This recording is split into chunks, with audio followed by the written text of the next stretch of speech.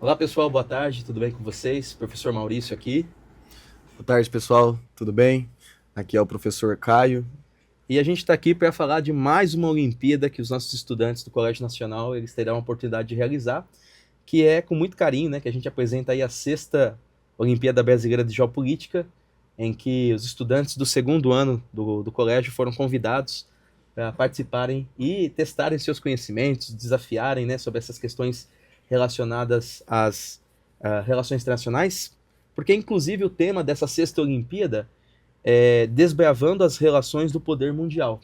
E a gente está criando esse podcast aqui dentro do Podnasa para poder discutir um pouquinho disso, as possibilidades que os estudantes têm, também quais são essas formas de prova, das questões, tirar algumas dúvidas, né? A gente vai deixar aqui destacado na descrição deste episódio tanto o site quanto também as dúvidas que vocês tiverem para encaminhar aí comigo, com o Caio, com o professor Leonardo, para que vocês tenham um bom rendimento nessa Olimpíada. Bom, a gente está aqui então para conversar um pouquinho sobre essa Olimpíada, que vai acontecer no dia 24 de setembro, agora nesse mês, né? E todos os alunos do segundo ano do Colégio Nacional, eles farão, né? Porque foi a sala que a gente organizou certinho para que essa Olimpíada acontecesse, justamente por dois motivos.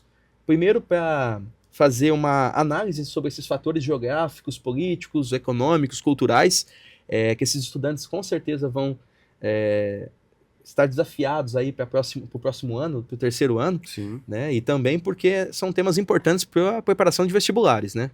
Eu acredito que a importância aí está principalmente na materialização do conhecimento que ele adquire dentro de sala, né? Então, dentro da sala ele tem aula com o professor ali, mas essa oportunidade das Olimpíadas é uma forma de ele ver como isso é cobrado, né? De ele ter um norte ali, uma orientação do que é mais importante, do que é mais cobrado e como ele orienta os seus estudos também, né? Perfeito, perfeito. E é interessante pensar também que nesse campo da geografia política, né, e da geopolítica, não fica somente as questões ligadas à parte econômica ou mesmo à parte da relação entre os estados, mas também as questões ambientais são bem colocadas aqui nessas possibilidades de temas, né, Caio? É sempre importante que o aluno tenha. Eu sempre falo com alunos quando vou tratar desses temas geopolíticos atuais, né? Você precisa sempre ter a contextualização. E quando você puxa o contexto, isso está envolvido toda a relação, não só teórica ali, mas dos conhecimentos adquiridos pela vivência, né? O que o aluno vivencia. E aí é muito amplo, é a interdisciplinaridade. Então, não é só a geografia, mas vai ter um pouco ali de história envolvido, vai ter um pouco das questões ambientais, principalmente hoje, né? A questão ambiental ela está inserida muito dentro do contexto tanto geopolítico quanto da parte física da geografia Sim, também. inclusive quem participou da Simuna vai observar que uma das questões da lista de treino, ela fala especificamente sobre o Conselho do Ártico. Então, observa como que esses temas trabalhados dentro do colégio já preparam o estudante para Olimpíadas ou mesmo para esses vestibulares de forma a contextualizar, né? Porque uma Olimpíada de Geografia Política e de Geopolítica vai falar de atualidades, não tem Sim. como. É, a questão ambiental hoje ela é uma consequência dessas questões políticas, né? Então é sempre importante a gente ter uma atenção a ela. E hoje há uma movimentação muito grande aí para tratar desse assunto, né? Nem todas as movimentações também são eficazes, mas a gente vê uma grande movimentação, uma grande preocupação das pessoas com relação a isso. E aí envolve toda a questão econômica, a relação do consumo. A gente já tem até um podcast que a gente falou bastante sobre esse assunto, né? Exato. Então, é sempre bom ficar ligado a essas questões. E aí, o bacana aqui de entender é que nós, professores, estamos propondo a vocês, estudantes, um desafio. Né? Um desafio saudável, né? Não uma questão de disputa, mas de vocês se desafiarem internamente sobre os conhecimentos que vocês adquiriram, construíram, a fim de que vocês consigam explorar, compreender e se desafiar a essas complexas relações internacionais. Porque elas não são simplórias, elas não são fáceis de serem compreendidas, mas elas têm contextos, né, como você disse, Caio, geopolíticos, ambientais, históricos, que se entrelaçam aí na construção desse mundo contemporâneo de hoje. E a gente vai ter então temas que a gente vai debater aqui daqui a pouquinho, mas são fatores geográficos clássicos, como por exemplo posicionamento norte-sul, mas também questões políticas que envolvem desde das últimas guerras desse período contemporâneo, como a guerra da Ucrânia e da Rússia, da Palestina e de Israel, de grupos armados, milícias, enfim, né, movimentos paramilitares, mas também questões culturais, como a globalização, as redes, os negócios, enfim, que vai basicamente entender como o mundo de hoje influencia as decisões na escala local, mas também na escala global. E o objetivo dessa prova, né, dessa Olimpíada, é estimular esse pensamento crítico, para que o estudante perceba em que realidade que ele está inserido e também para que ele consiga propor, né, uma compreensão global entre ele e os seus pares, né, entre os seus amigos, de forma a se tornar cada vez mais informado, antenado, conectado com esse mundo de hoje. Sim, é importante que não só o estudante, mas que toda a nossa população saiba fazer esse entrelaço, né? Para que não seja só, a geografia é isso. Não, a geografia ela é o seu cotidiano, né? Essa parte geográfica está inserida no seu cotidiano. Então, entender isso daqui não é entender geografia, é entender o seu mundo de inserção ali, né? Perfeito. E aí, como que faz para se inscrever, né? Todo o processo de inscrição ele vai ser feito pela própria escola, já que é uma situação em que a gente tem aí o convite aos estudantes do segundo ano. Os estudantes precisam responder um formulário que foi enviado no mural de geografia do segundo ano, para apresentar o seu CPF, seus dados pessoais, e será com esses dados pessoais que essa inscrição, que é obrigatória, o pessoal do segundo ano, então fica atento com isso, vai valer como formativa, né, o grau de acerto dessas questões, para que a escola possa obter esses dados e fazer as inscrições.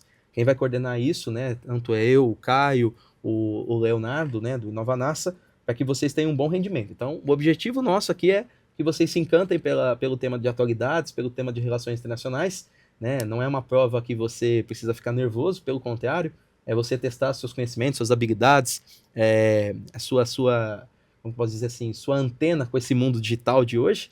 A intenção é que seja, inclusive, divertido. Exatamente, né? Exatamente. E, ao mesmo tempo, que você consiga estabelecer esse vínculo entre a sua realidade e o mundo de hoje, né? Essa prova vai ser realizada dia 24, e aí a gente está perguntando quantas questões, né?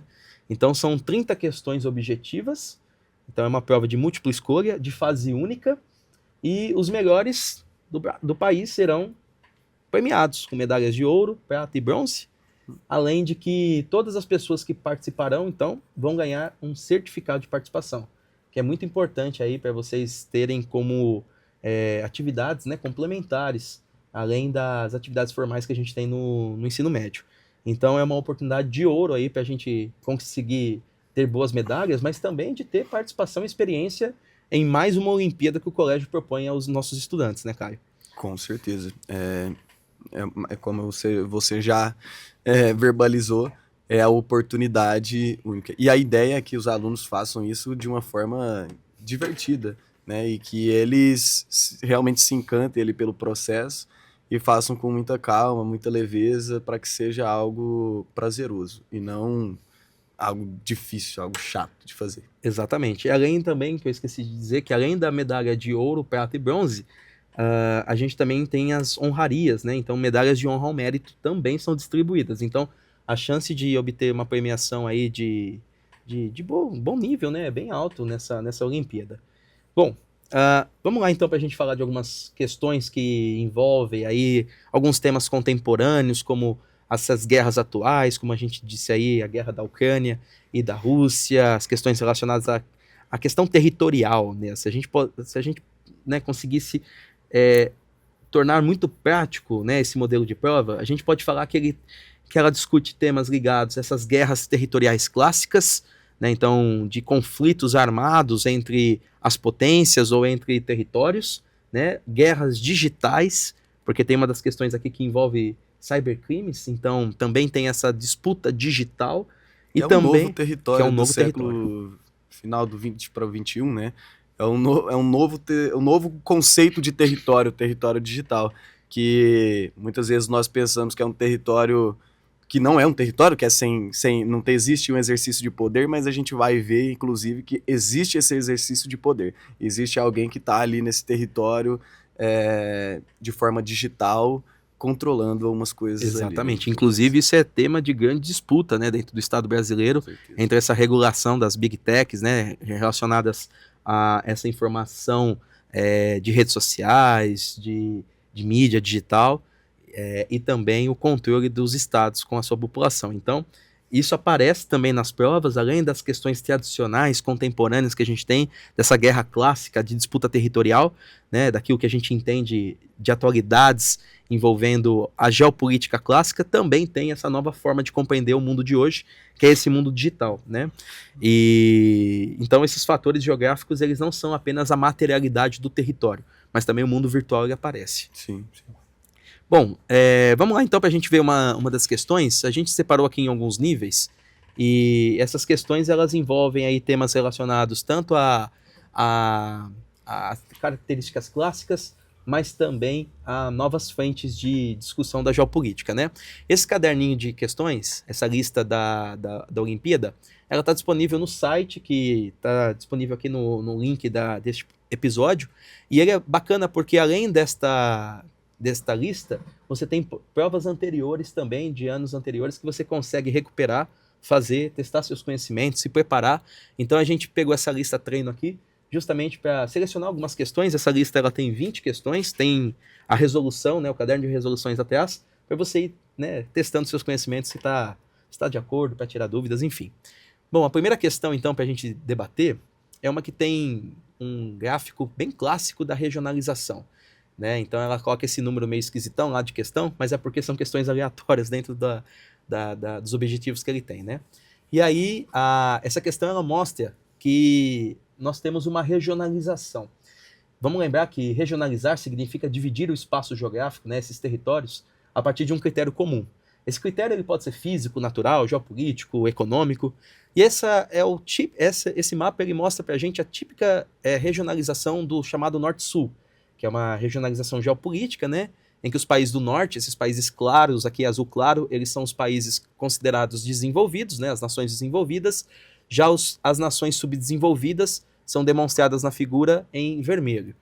E aí a gente vê uma questão interessante, né, que a Austrália e a Nova Zelândia são países que estão no hemisfério sul, né, do globo, mas que nessa representação cartográfica aparecem como países do norte.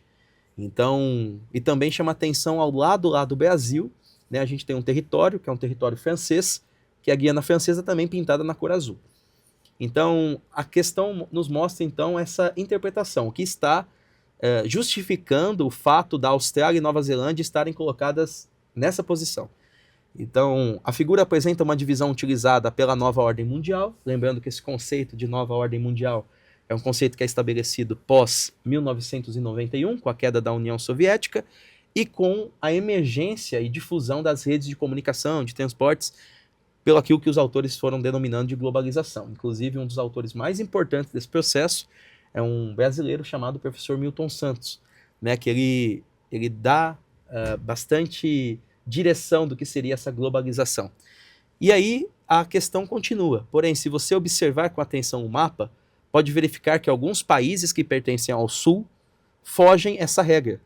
Como exemplo temos, então, se a gente traça a linha do Equador nesta direção do hemisfério sul, a gente percebe que boa parte desses países, né, eles estão coloridos de vermelho e indicam realmente o sul geográfico da Terra, né, o hemisfério sul, com exceção da Austrália e da Nova Zelândia, né, a alternativa E, em que são países que eles estão localizados e pintados em azul, não por conta da posição geográfica, mas por conta de serem considerados aí países desenvolvidos. Então, esta questão ela testa aí o estudante para verificar se ele entende essa discussão de regionalização do viés geopolítico e também a sua interpretação em relação à nova forma de regionalizar, não só mantendo a regionalização clássica a partir de um critério geográfico, né, a partir de um paralelo, mas através das relações entre o norte desenvolvido e o sul subdesenvolvido.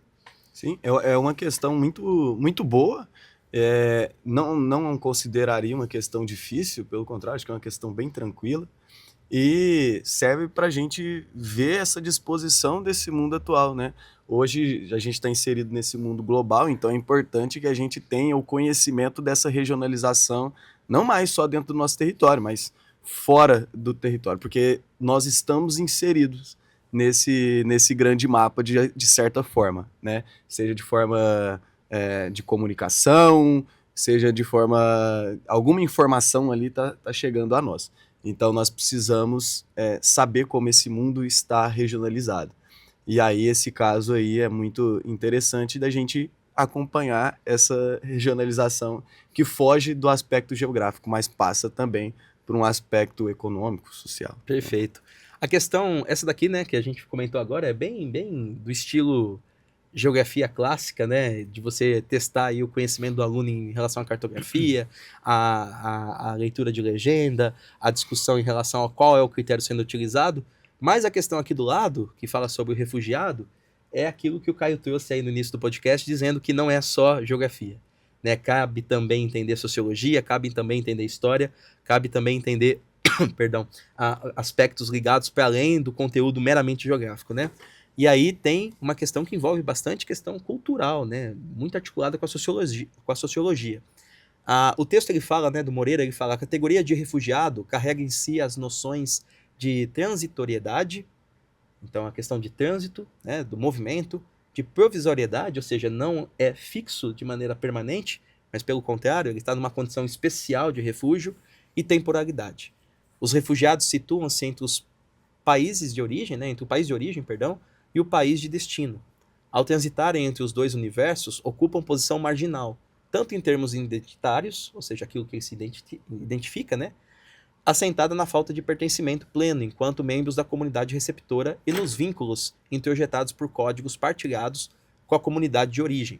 Ou seja, o refugiado, ao fazer esse movimento, ele reproduz a sua carga identitária, mas também ele está em contato com uma nova identidade cultural. E aí ele se torna estranho nesse meio, né? De origem. Quanto aos termos jurídicos, ao deixarem de exercitar, ao menos em caráter temporário, o status de cidadão no país de origem e portar o status de refugiados no país receptor. E aí é uma questão importante que envolve a formação da cultura desse caráter migratório, né, que é o refúgio.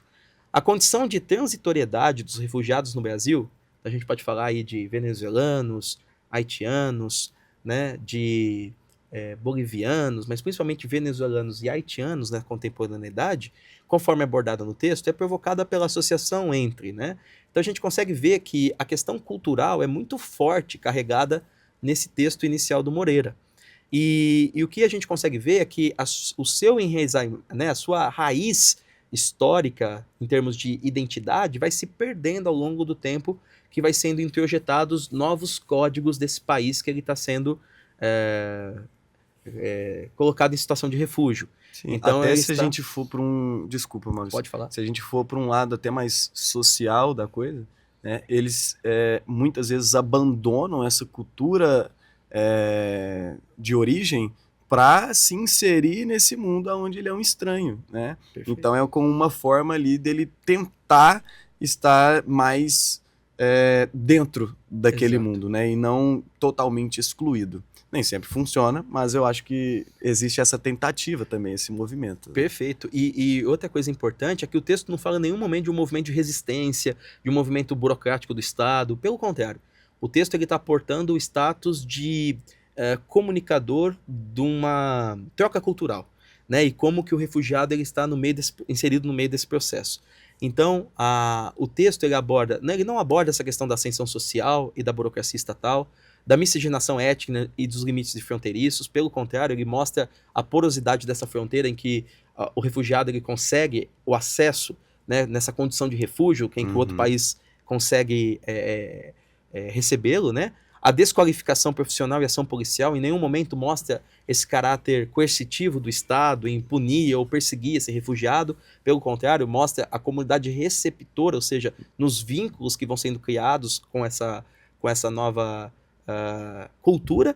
Então, a alternativa correta aqui para nós é a letra E, né? Ele vai se desenraizando culturalmente naquilo que ele pertencia e ele tem essa insegurança legal porque, nesse momento, ele está numa situação de transitoriedade, ou seja, ele não ainda tem a sua condição legal efetivada, não é uma migração legalizada naquele momento, né? Ele precisa, quando acaba a situação de refúgio, voltar para o seu país de origem. É uma condição incerta e que causa essa insegurança do que eu faço, né? Porque uma hora eu vou ter que sair daqui, mas não sabe quando.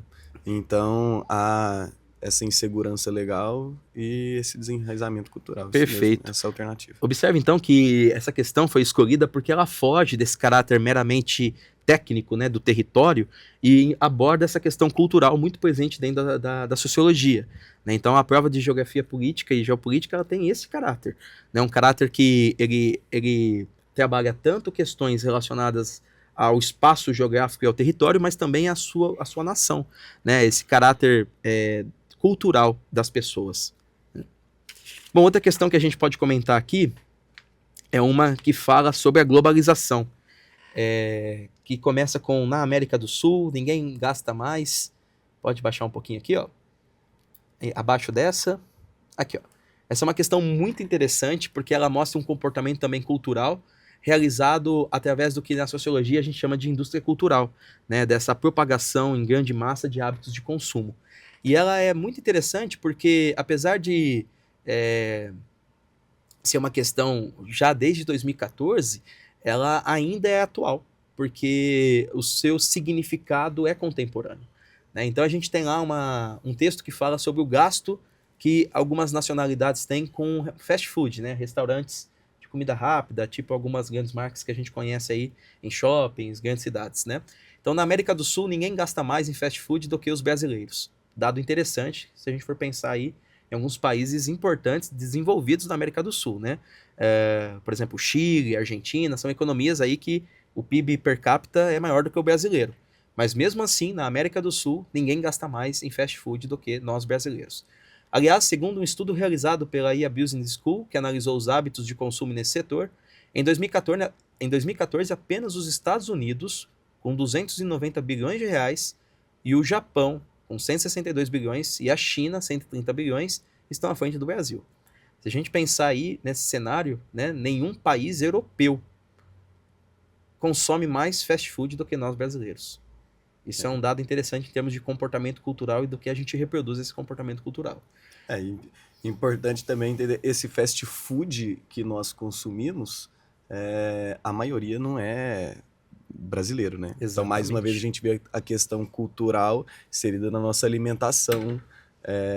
Ou seja, nós somos um dos países que mais gastamos com fast food, mas se a gente olhar a cultura brasileira de origem, nós não temos o fast food enraizado. Perfeito. Né? E olha o lado que chama atenção, né? A diferença entre a China e o Brasil, né? O Brasil com 53 bilhões e a China com 130 bilhões, parece que essa diferença é muito grande, né? Quase 3 vezes, mas a população chinesa, ela é surpreendentemente muito maior do que a população brasileira, né? Por volta de 2014, nós estávamos falando cerca de 200 milhões de pessoas, né? E a população chinesa por 1,3 bilhão de pessoas. Por então, aí. imagina o poder de compra desse brasileiro no gasto desse tipo de objeto que é o fast food. E aí continua. De acordo com o levantamento, o gasto com fast food por habitante no Brasil em 2014 foi de R$ 265, e o consumo deve crescer em 30% até 2019, o que se configurou de fato. Uma das maiores expectativas entre os países estudados, junto com a Espanha e China. Os espanhóis, aliás, estão entre os europeus que menos gastam com fast food. Cada habitante investe em média 42 euros por ano. Essa cifra o situa somente atrás dos italianos. É um texto interessante porque ele trabalha algumas nacionalidades, trabalha um comportamento homogeneizante, né, que é o gasto com esse tipo de restaurante. E aí a gente tem as opções. Por que será, então, que esse tipo de restaurante retratado no texto se cresce tanto? Então vamos às opções aí para a gente falar, né? Bom, o aumento significativo do desemprego, forçando milhões de trabalhadores e trabalhadoras a se alimentarem com refeições mais baratas e mais nutritivas, servidas nesses restaurantes. É completamente errado. Né? Exatamente. A gente tem uma oposição gigante, né? Primeiro, porque esse desemprego, ele acaba tirando a renda das pessoas, né? Então, esse tipo de gasto Apesar de ser uma comida barata, em alguns países, no caso do Brasil, ela não é nada barata. Nada barato. Não é? E também porque ela não é uma alimentação nutritiva e recomendada, né? Então, Aqui já dava para eliminar na hora que fala. Se o texto está falando sobre gastos exato. e o aumento do desemprego, obviamente essas duas coisas não vão combinar, né? Exatamente. Na letra B, o surgimento de um movimento denominado de Slow Food, que defende a utilização de produtos alimentares artesanais, de qualidade, produzidos de forma que respeite o meio ambiente.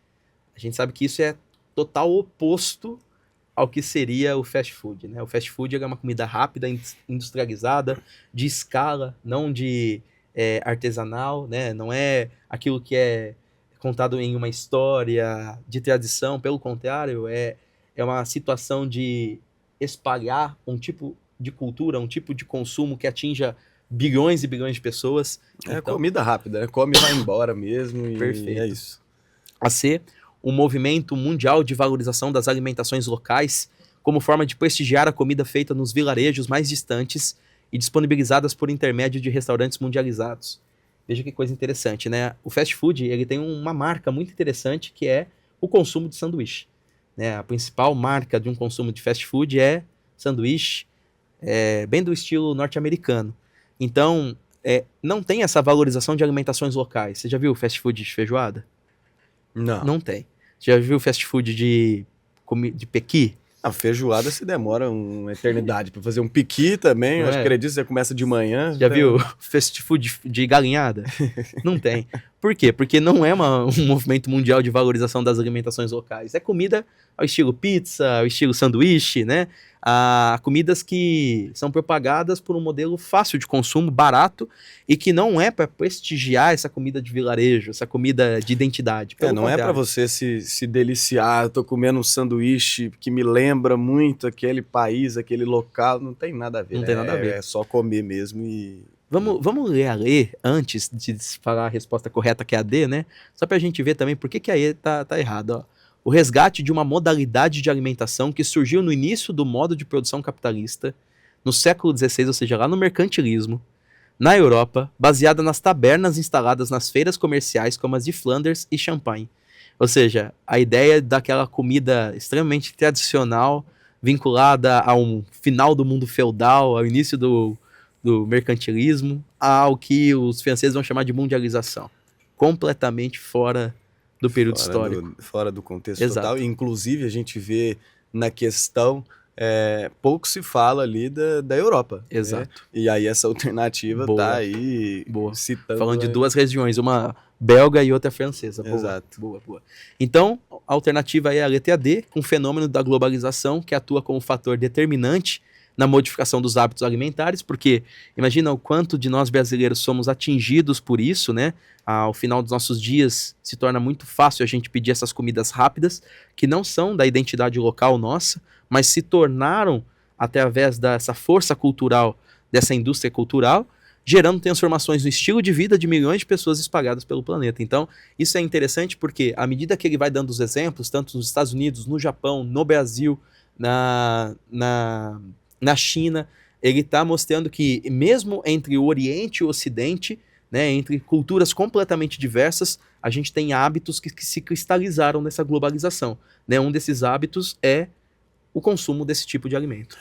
Acho que a questão do alimento é um dos exemplos onde a gente consegue ver todos os processos atuais, né? Então a gente vê um alimento que nós consumimos, né? Nós somos um dos países que mais consomem esse tipo de alimento, que não é nosso, que vem de fora. Então nós só consumimos isso porque existe essa globalização, né? Existe esse acesso dessas empresas de fast food até nós, e também dita a nossa forma de consumo e o nosso comportamento social relacionado a essa questão também, né? Então o gasto é um comportamento social nosso e a nossa mudança alimentar, né? Hoje, então, a gente prefere comer uma comida rápida do que valorizar a nossa comida local, porque é uma comida mais demorada, mais trabalhosa de fazer. Perfeito.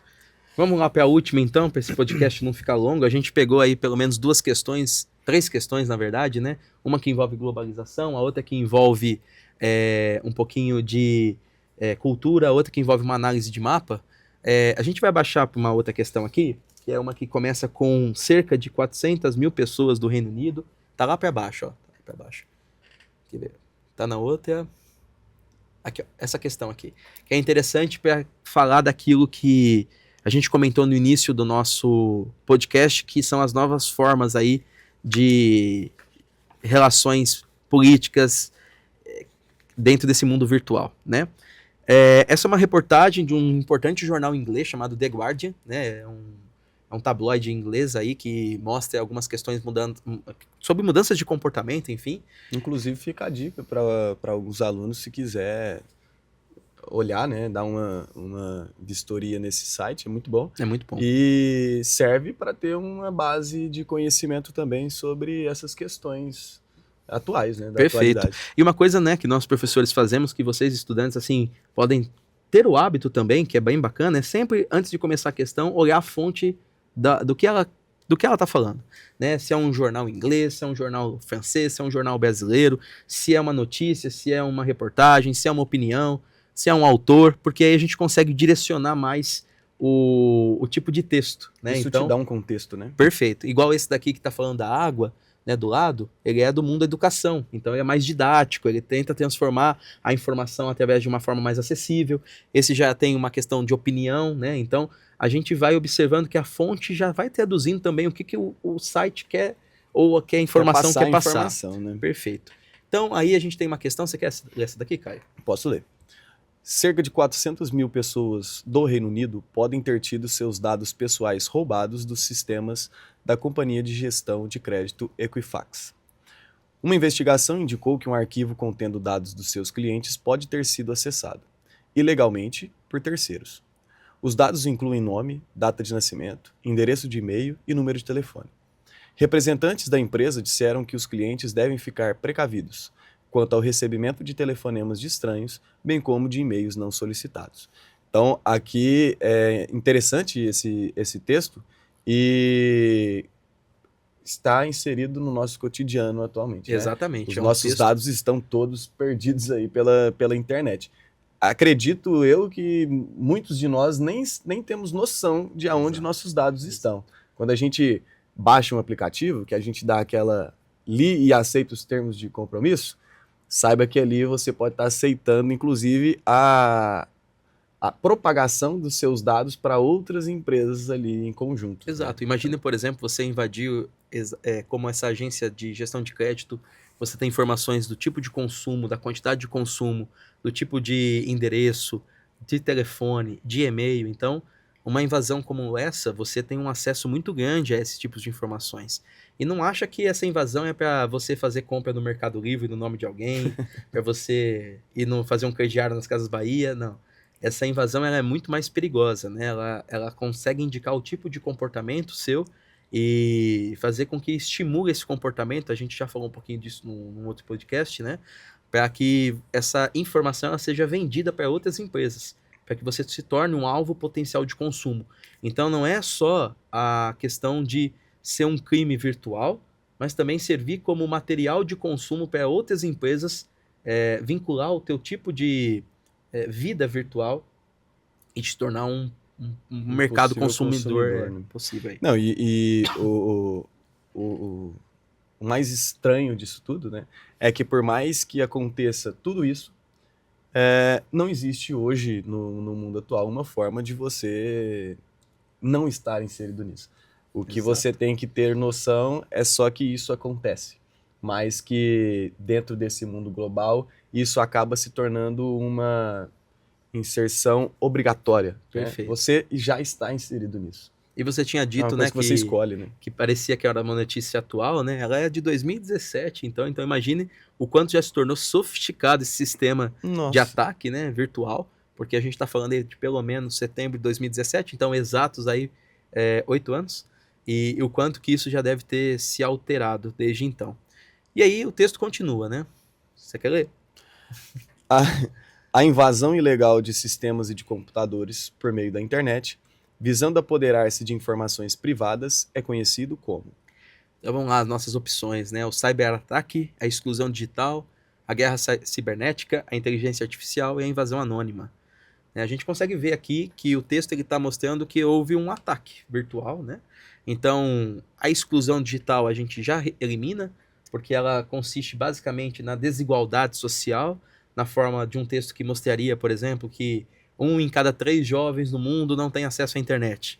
Que é uma coisa que acontece, mas que não é retratado nesse texto. Exatamente, né? É porque ele fala assim, ó, visando apoderar-se de informações privadas. Então, ele está vinculando o tipo de texto à situação apresentada no enunciado. Né? Então, a gente elimina a exclusão digital. A guerra cibernética também não é, porque a gente não tem aqui uma guerra entre estados ou entre corporações que possa apresentar, por exemplo, uso de drones, uso de telemetria, alguma coisa nesse sentido que vai fazer com que nós tenhamos essas informações sendo apoderadas e usadas pelos estados. Então a gente também elimina o uso de inteligência artificial também, porque em nenhum momento foi dado que esta invasão ela foi feita por uma análise de uma inteligência artificial ou mesmo por algo autônomo, né? Pelo contrário. Até porque ali o texto é de 2017, mais uma vez fica Isso. a dica para vocês analisarem sempre a fonte, o ano da notícia, né? 2017, a gente já tem o início de uma inteligência artificial, mas ela ainda não está tão inserida como a gente vê hoje. Né? Ela não estava nem engatinhando ainda. Né? E a invasão anônima também a gente não coloca, porque apesar de a gente ter aqui essa invasão, né, de dados pessoais, como nome, data de nascimento, endereço de e-mail e número de telefone, a gente consegue saber que isso foi feito, né, por uma gestão de hackers. Então, o que nós temos aqui é um grande ataque a uma corporação, né? Então, a gente tem uma corporação de crédito chamada Equifax, em que um grande número de clientes, imagina, uma população, metade quase da população de Uberlândia, né, foi atacada com seus dados invadidos. Então, esse daqui é típico desse movimento que nós estamos vivendo, né, de uma invasão ilegal de sistemas de computadores. Então, os sistemas de crédito da Equifax foram roubados, e é o que configura para a gente, então, o chamado cyberataque. É o ataque não no mundo físico, mas nesse mundo digital. Né? Essas duas alternativas dá uma dificultada mesmo, né? Mas aí a gente vai na que melhor atende aí a questão do texto. Bom, é isso então, pessoal. A gente deixa o espaço aberto para que vocês possam usar os comentários desse vídeo para tirar suas dúvidas. A gente acompanha aí com ansiedade positiva o rendimento de vocês com essa prova. Procurem, qualquer dúvida, procurem o professor Maurício. Pode me procurar também, estou sempre disponível e disposto a ajudar vocês. O Léo, enfim, para que a gente tenha um bom rendimento, né? E o objetivo é esse, né? Não é criar mais uma carga de trabalho aí para vocês, né? Porque a gente sabe que vocês, estudantes, têm bastante compromisso, mas também se interagir. Veja bem, com essas 4 questões a gente foi desde uma geopolítica clássica, passando pelo mundo virtual, analisando, por exemplo, comportamentos humanos. A globalização, a questão social, né, da perda da cultura, enfim. Então a ideia é justamente essa, é que vocês possam se antenar, colocar aí a atenção de vocês a esses problemas da atualidade e ver, através dessa prova, né, dessa Olimpíada, como que isso pode ser exigido aí para o futuro. Tanto no pré-vestibulares, testes, enfim, com esse objetivo, que vocês estejam preparados ainda mais. Então é mais um instrumento, não de colocar mais coisas, mas pelo contrário, é mais um instrumento de testar a habilidade de vocês e vocês interagirem com isso, né? É um incentivo de ajuda, né? Exatamente. É uma ajuda a esses alunos. E entender as relações entre os países é também entender o mundo que a gente vive, né? Sim. Então não é só de TikTok, não é só de Facebook, não é só de Instagram, que é a fonte de informação. Até para você estar inserido nesse TikTok e nesse Instagram, você precisa saber com o que você está mexendo. Né? Perfeito. E aonde você clica, o que você faz e o que aquilo vai te entregar. Perfeito. Vai te retornar. E a gente quer que você saia dessa prova aqui com muita curiosidade, que você encontre informações aí que possam estimular você a pesquisar ainda mais, às vezes decidir se você quer um curso voltado a isso, economia, direito, relações internacionais, enfim, geografia, né, que você se encante por essa área, que é uma área particularmente, né, eu posso dizer que é maravilhosa. Com certeza. É isso, então. Muito obrigado, pessoal. A gente espera, então, dia 24 de setembro, todo mundo aí do segundo ano né, voando alto nessa prova pra gente ter bons resultados, tá? Bons estudos, galera. Tchau, tchau. Tchau, Até tchau. a próxima. Até mais.